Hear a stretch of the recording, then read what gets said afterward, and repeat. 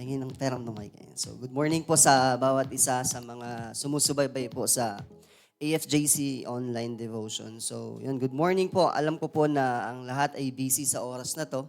At yung iba ay nag-aasikaso sa kanya-kanyang mga tahanan. But, we have the privilege po or we have the opportunity na mapakinggan ang mensahe ngayong umaga because you have your phones, no? So, while you are doing your stuff sa bahay ninyo po, ayan, tayo po ay sumubaybay. So, sa umaga pong ito, no, I just want to share something about the very essential, one of the very essential or important sa buhay ng isang Kristiyano. And I would like to share from the Word of God, sa 1 Thessalonians chapter 5, verse 17, and it says here,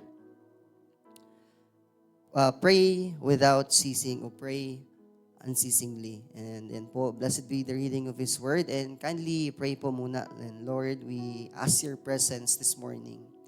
May your holy presence, O God, be upon us and lead us, O God. Open our hearts, our minds, O God, and speak to us, Holy Spirit. And even, Father God, sa mga sumusubaybay, kayo po ang mangusap, kayo po ang humipo ng kanilang mga puso sa umagang ito. At nagpapasalamat po kami, Panginoon, sa platform na iyo pong inalaw na magamit, Panginoon, upang maihayag ang iyong salita. Marami pong salamat sa pangalan ni Jesus. Amen and amen. And mga kapatid, no, alam ko po marami sa atin, meron pong may mga kanya-kanyang ideya o idea o pangunawa sa salitang panalangin. No, maraming kumbaga napakatalino ng mga tao sa panahon natin ngayon na kung saan ang dami nilang idea patungkol sa panalangin, yung iba kung ano-ano yung mga ginagawa, and they said that those actions and gestures are prayer for them. No, ang daming sinasabi, but then it seems like hindi yun yung sinasabi ng Biblia patungkol sa panalangin. No? And I know, no, na marami din sa atin ang mayroong mga strong stand when it comes sa prayer. And let me ask you this question, no? Do we really know the sole purpose of prayer? Alam po ba talaga natin yung pinaka-purpose or ibig sabihin ng salitang panalangin? So this morning, I just want to share something or background of this book, no? Na mas lalo nating maintindihan at maunawaan bakit nga ba sinulat ni Pablo itong 1 Thessalonians chapter 5 verse 17, no? Ito pong aklat na to is isa sa mga sinulat ni Pablo, one of the epistles that Apostle Paul wrote. And this book was written a long time ago, siguro approximately 50 AD. And this book, no, Apostle Paul addressed yung concern sa mga kapatiran po na nasa Thessalonica, na kung saan mababasa natin a lot of persecutions sa co-believers, and at the same time sa conflict or misunderstanding regarding po sa second coming ng Panginoon or second advent ng Panginoon. And yung isa sa pinaka magandang issue dito is that kung paano mamuhay ng may kabanalan. And yung message natin ngayon is magfo-focus po tayo doon sa pinaka-key para mamuhay tayo ng may kabanalan. No? So, ito po yung instruction ni Apostol Pablo patungkol sa holy living. And ito po yung isa sa pinaka-key. And sabi doon, pray without ceasing. And sabi dito, what is prayer?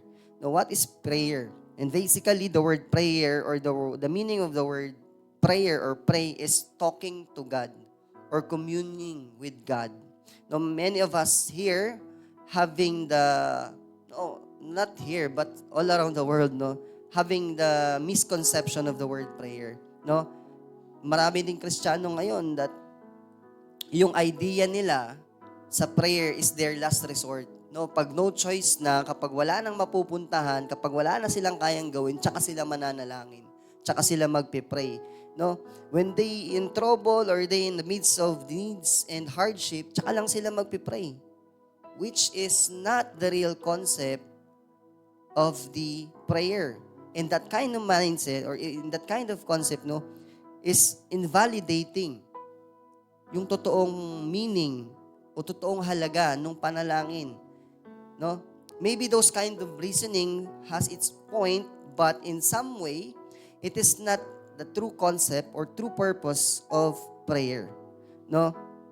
No, if we are going to study the word prayer, no, kung titignan talaga natin yung original na salin nung 1 Thessalonians chapter 5 verse 17, nung nakalagay doon sa Grego, hindi ko na po babanggitin, nakakabulol po kasi, no? English na lang, kaya nga tinranslate ng English, eh, no? Sabi dito, to pray to God or to commune with God for supplication, worship, and to earnestly pray and make communication with God.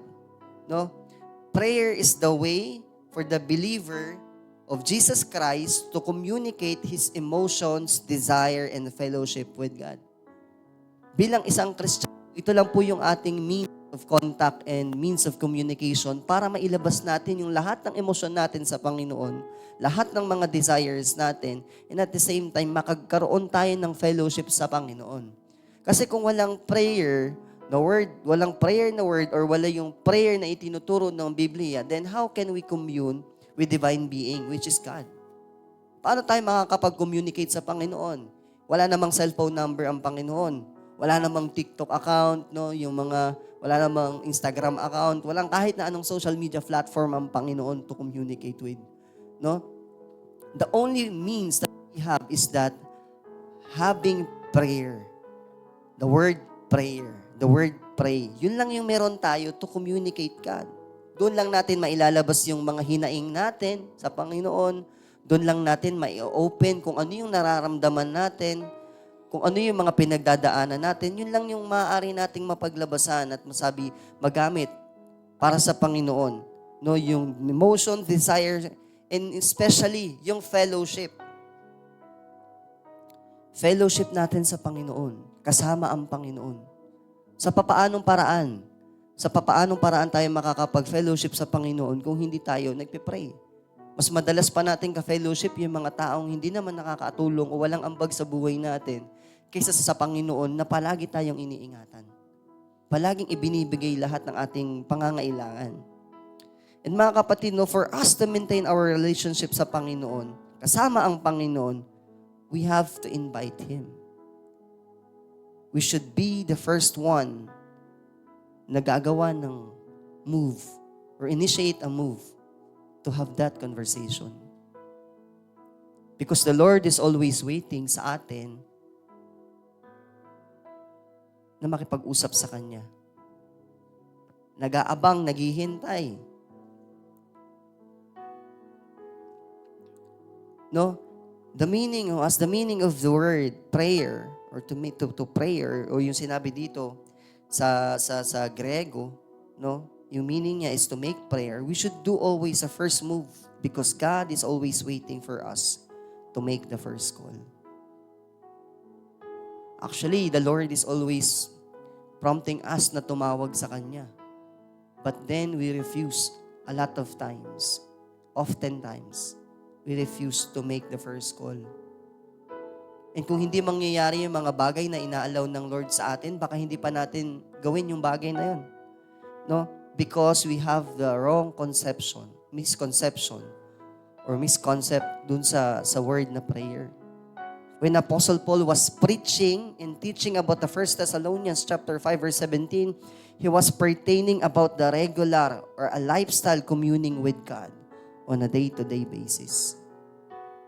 Actually, it is not day-to-day basis, but continuously. Not in a single second na makakalimutan mong manalangin sa Panginoon. Even you are cooking, even you are doing your dishes, no, kahit na gumagawa ka ng mga reports, at the back of your mind, you are praying, Lord, help me with this report. Lord, hirap na po ako, tulungan niyo akong matapos lahat ng mga ginagawa ko ngayong araw. Pagod na po ako, tulungan niyo akong mairaos, umalagpasan yung pagsubok ko ngayong araw.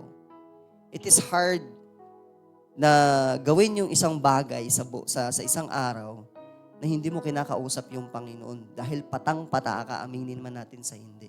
Wala tayong lakas na gawin ng lahat, hindi natin kayang tapusin ang lahat. That is why Apostle Paul teach this, to make this a lifestyle. A lifestyle communing with God on a daily basis. And we should keep a running conversation going with God all day long. Prayer is an act of expressing and telling of everything you have in your life to God. Though we know that God knows everything inside of our hearts, in our minds, and even the deepest thoughts that we have in our mind. Sabi nga doon sa Matthew chapter 6 verse 10, Our Father in heaven knows what you need before you ask Him. Ibig sabihin, bago pa ibuka ng bibig mo yung mga gusto mong sabihin sa Panginoon, alam na ng Panginoon kung ano yung laman ng puso natin, ano yung motibo ng puso natin, kung ano yung gustong gawin natin. Pero alam niyo kung ano yung ibig sabihin nito, which means God wants us to be more intentional on seeking Him and talking to Him. Mas kagana-gana kasi makipag-usap sa taong gustong makipag-usap sa'yo. Yun yung gusto ng Panginoon. And minsan, di ba, nakakairitang kausapin ka lang ng tao kasi may kailangan siya sa'yo. Siguro ganun din yung nararamdaman ng Panginoon na medyo nakukulitan siya sa atin kasi kakausapin lang natin siya. Pag lalapit lang tayo sa Kanya, pag may kailangan tayo. Pero hindi ganun yung gusto ng Panginoon. Ang gusto ng Panginoon, sabik tayong kausapin siya. Nagkukumahog tayong gawa ng slot, o maglaan tayo ng oras sa panalangin para makausap siya. No? Through this way, mga kapatid, we demonstrate our trust and utter dependence upon Him. Yun yung pinaka-the best sa lahat. Alam niyo po, may nabasa ako before, one of the book sa ICI Ministries, yung Prayer and Worship. May nabasa po ako doon na once we are, kapag ang isang Kristiyano ay nananalangin, yung Panginoon is nag-stoop o yumuyukod patungo sa iyo, and like a father listening to the whisper of his child. That is the very, whenever we pray, the Lord is stooping us. The Lord is stooping in us, like a father listening to the whisper of his children or his child. I hope and I pray that what the meaning of the prayer, o yung meaning ng panalangin, maunawaan natin. And the second thing that I want to share is, what is the power of prayer? Ano ba yung kapangyarihan ng panalangin? Ano po ba yung kapangyarihan ng panalangin? Maybe this question rang your bells right now because I know many of us having the thought that where the power of the prayer comes from. Saan nga ba nanggagaling? Kasi yung iba pray lang ng pray kasi sa tingin nila pag nag-pray sila, magkakatotoo. Pero hindi naman talaga nila alam kung saan nanggagaling yung kapangyarihan. Basta sila nag-pray. Ang hirap kasing mag-pray na hindi natin alam kung sino yung addressee ng prayer natin. Sino yung subject ng prayer natin. Sino yung pinanggagalingan ng kapangyarihan ng panalangin natin. Because the prayer itself is powerless.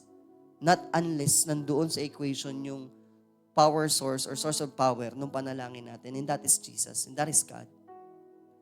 No, most of the time, we think prayer is a powerful weapon because of how we pray, or sometimes we think God answer our prayers dahil meron tayong title na intercessor. Kahit anong suotin mong prayer title, kapatid, hindi tumutugon ang Panginoon base sa titulo na meron ka. Tumutugon ang Panginoon base sa puso mo at base sa pananampalataya mo sa Kanya. At kung gaano mo kakailangan at gaano ka-importante yung bagay na pinapanalangin mo. Many Christians having this kind of wrong concept to the point we own the power of prayer because of our spirituality. Minsan, pag binanggitan tayo na sobrang spiritual niyan, tapos yung mga pinagpe-pray niyan, gumagaling. Nakakapagpalayas ng demonyo, nakakapagpagaling ng may sakit dahil sa panalangin niya. And we think that the power of the prayer comes from us, which is not. Hindi po galing sa atin yung kapangyarihan. It is not based on our spirituality. It is based on the will of God and the power of God to show His power, His miraculous deeds. And because of that, mga kapatid, we miss the true reason and the true source ng kapangyarihan ng panalangin. No, ito po yung mga biblical passage na nakita ko patungkol po doon. Sabi din na ang source ng ating panalangin ng Panginoon sa Luke chapter 137, the Lord God Almighty can do all things. There's nothing impossible for Him. Sabi sa Luke chapter 18 verse 1, with thanksgiving in Philippians chapter 4 verse 6, in faith, no? In James 1:5, within the will of God. In Matthew 6 verse 10, for the glory of God. In John chapter 14, verse 13 to 14, and from a heart right with God. In James chapter 5, verse 16, the Lord God Almighty invite His people to pray to Him. Prayer to God should made persistently. In Psalms 18, verse 6, sabi dito, the Lord God Almighty hears the prayer of His children. He commands us to pray, and He promises to listen when we do. In my distress, I called to the Lord, and I cried to my God for help. For His temple, He heard my voice. My cry came before Him into His ears. In the last verse doon, the last passage na sinabi doon na, the Lord God Almighty answer our prayer. I will call on you, O God, for you will answer my prayer. And sabi po sa verse, sa Psalms chapter 34, verse 17, the righteous cries out, or the righteous cry out, and the Lord hears them. He delivers them from all their trouble. Ibig sabihin, the Lord is hearing us because of the righteousness that comes from Him, that prompting us to pray, because the Lord is the one who giving that to us.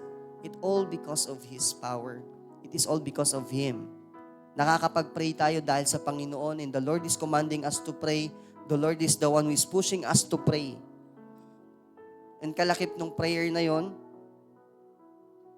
yung kabanalan at yung katuwiran ng Panginoon sa atin.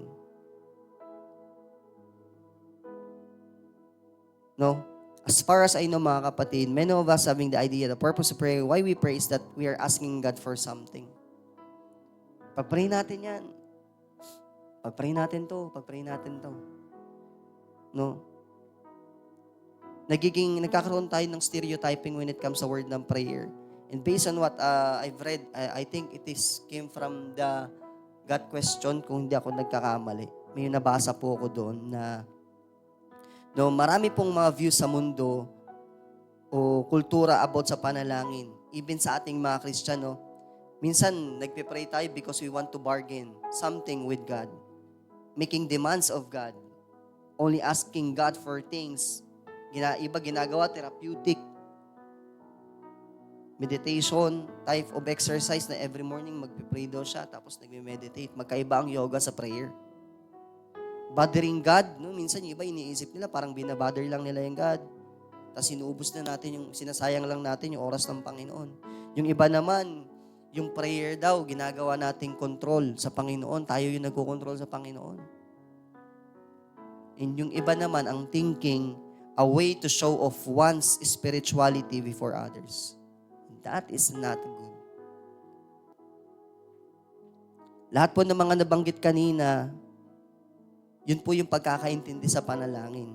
And many people will also think that prayer is about asking God for things which is included to things above that I've read a while ago. No, which is not totally wrong. Sa totoo lang naman. Kasi may mga ganun talagang mentalidad. Eh, hindi natin sila masisisi kung bakit ganun yung thinking nila. But I am here to share what is the true prayers. Ano yung totoong meaning ng panalangin.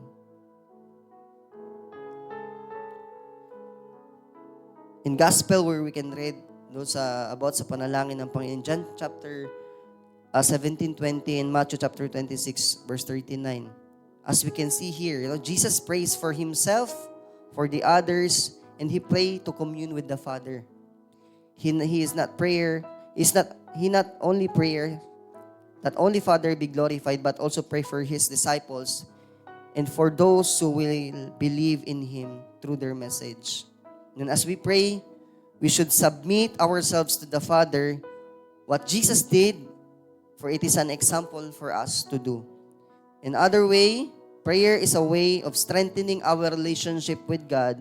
Jesus set an example as well doon sa Luke chapter 6 verse 12 and Matthew chapter 14 verse 23. Ano po yung connection nito sa holy living? Pag nagkulang tayo sa panalangin, madaling papasok ang kasalanan. Madali tayong mamamatay. Madali tayong matutukso kapag hindi tayo nananalangin. Kapag hindi natin sinasubmit yung isip natin sa Panginoon. Napakadaling pumasok. Kaya nga sinabi doon sa verse 22, sa 5:22, abstain from all evil deeds. In other translation, kasi yung mga ibang believer dito during the time, nag-i-engage pa rin sa sexual immorality. Ano yung sinabi ni Pablo? Sinulat ni Pablo, abstain from all sexual sin. Abstain from sexual immorality. And napakalaking scope nun. Sobrang laki.